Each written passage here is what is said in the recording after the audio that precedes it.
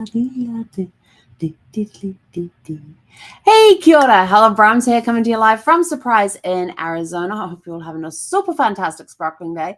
Welcome to Before the Dirt Nap podcast number 2123, Notes to My Younger Self. Yes, we're sitting out on the porch. We have finished our series on permissions. Next week, on Monday, we're going to be starting a new series. So we've done, we have done Becoming, Permissions, and Rhythms, and I can't remember the fourth. There's a fourth one. I can't remember what that was. But we are starting a new one on Monday. Tonight we're talking about notes to my younger self. If you could sit beside a younger version of yourself with your coffee, hot chocolate, cup of tea, jeepers, I'm trying to paint a picture here. Let me try that again. Sorry, the brain's been on fire all day today, so please forgive the little bit of slowness it has. If you could sit beside a younger version of yourself with either having a cup of coffee, you're having a hot chocolate, or a cup of tea, or even just a cold drink, you've got the porch light glowing, and it's dark outside, and it's just you and your younger version of yourself sitting there in the porch light, just chatting. Don't try to fix them. Don't try to fix your younger self. And here's why. You can offer them a few quiet truths, not as warnings, not as shoulds, but as reminders of what they already carry and didn't yet believe. Tonight's episode is a letter to your younger selves we once were and maybe still are. And here's why you don't change anything. Brad would often ask me, if you could go back and change anything, would you? I went, no, nothing. I would go back and change. He says, nothing? And I said, no. He says, not even me getting cancer. I said, not even you getting cancer. I said, because every single moment that has happened since you've got cancer has been a blessing because of cancer.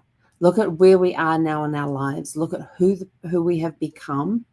Look at the people we now have in our lives who make our lives better.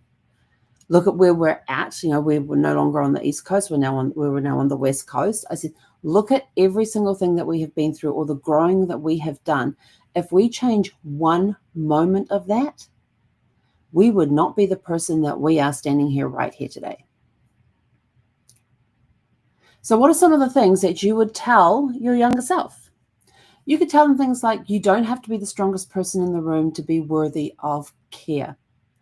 Not everyone needs to understand you. You're still allowed to grow. Your mistakes don't mean you're off track. They mean you are becoming. We learn from our mistakes. We become the people we are because of the lessons we have learned from the mistakes. Your pace is not a problem. You can go as fast or as slow as you like. You're not too much. You are just in a place that hasn't caught up with your truth yet.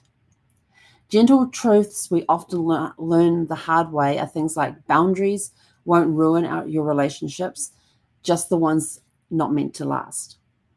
The dream can change, and that's not a failure.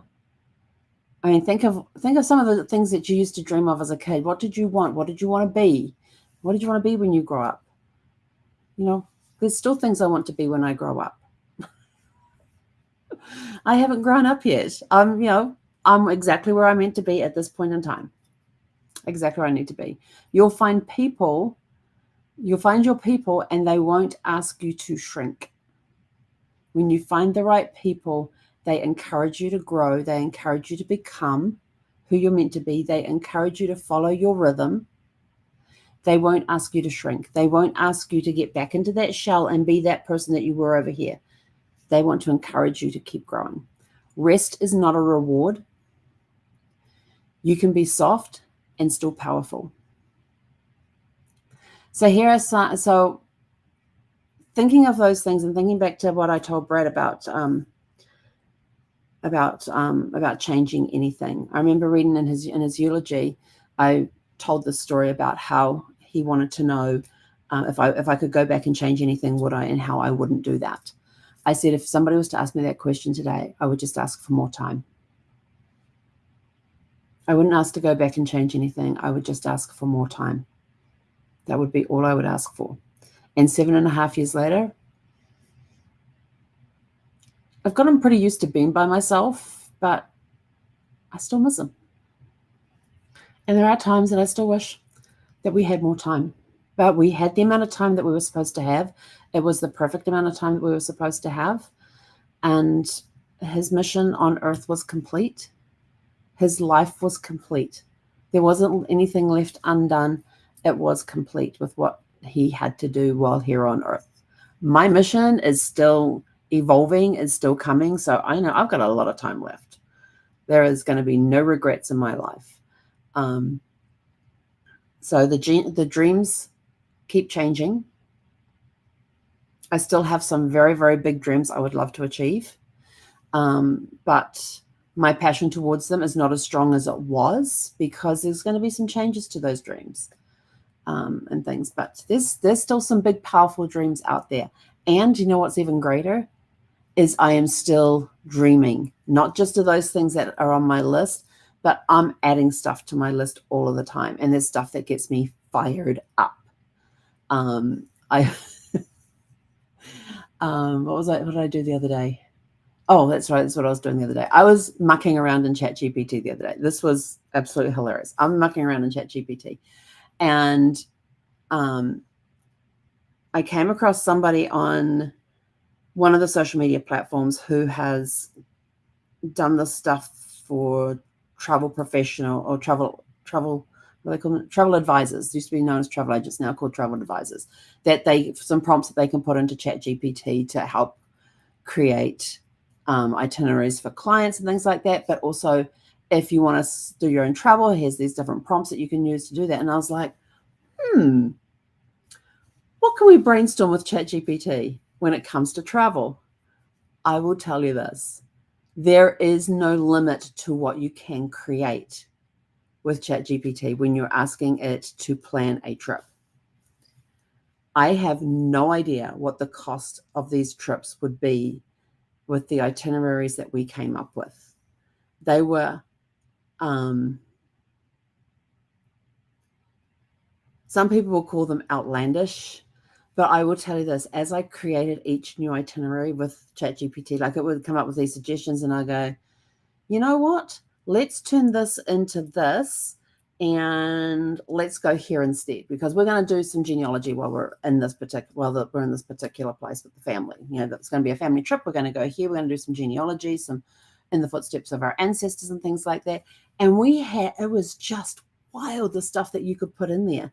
And then ChatGPT would go, well, would you like somebody to come along as a videographer that would stay in the background and a photographer that would capture everything? So the family didn't have to worry about, oh, we need to take a photo of this, we need to take a photo of that. They had people there to worry about that for them. I'm like, that's a really cool idea. And then there was, we did one for, it's graduation season. So we talked about different graduation things, and had one where we had this extended family going on, and there were 2 graduates in this extended family, and they were going to have this graduation ceremony in Athens. And I can't remember where they were going to do there's a place that they could do the thing, and they even had the crowning with the laurel wreaths, and they had this a very traditional Greek graduation ceremony all worked out and everything else. But it was just like there was no limit to the imagination. And one thing that ChatGPT showed me is that we are free to imagine what we want. We are free to be who we want to be.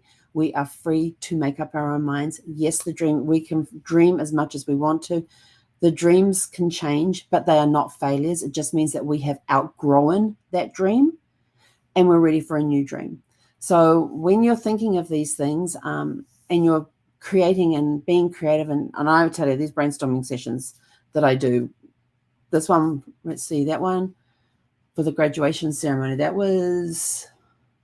we spent a couple of hours on that one, just going backwards and forwards. Like it would make suggestions on going, I don't really like that one, but if we did it this way, that would work. So we were just creating these outlandish, well, some people call them outlandish, but to me, it was sort of like, this is completely doable.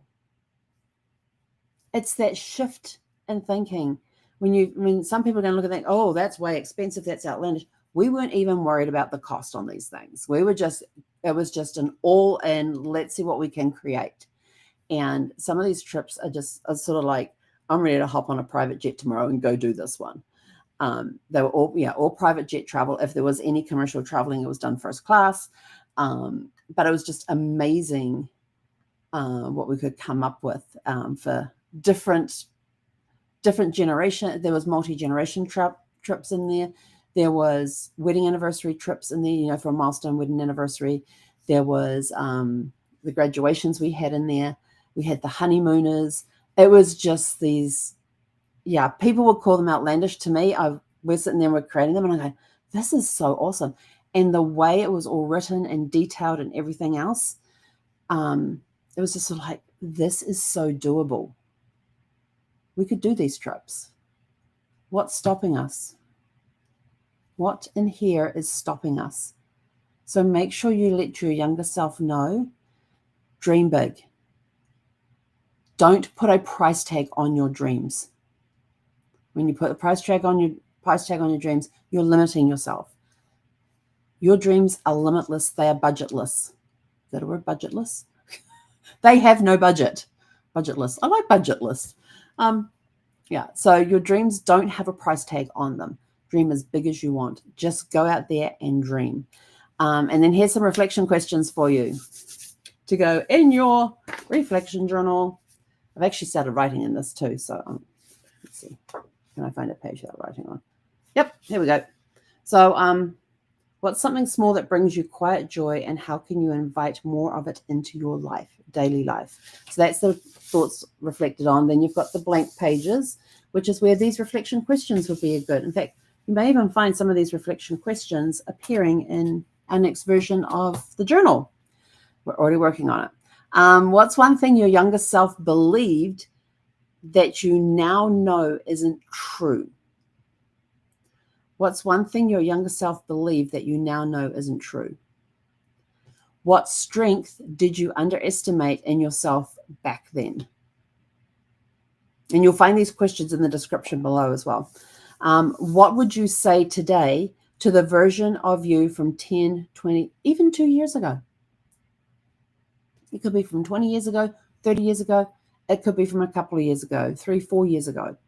Is there information, what would you like to say to that younger version of you today? And what age was that younger version of you that you're having this porch-like conversation with? So in closing, you were never behind, you were becoming. And with that, we are out of here. Go out, have a super fantastic, sparkling evening, and we'll catch you guys back here tomorrow evening at 6 p.m. Pacific.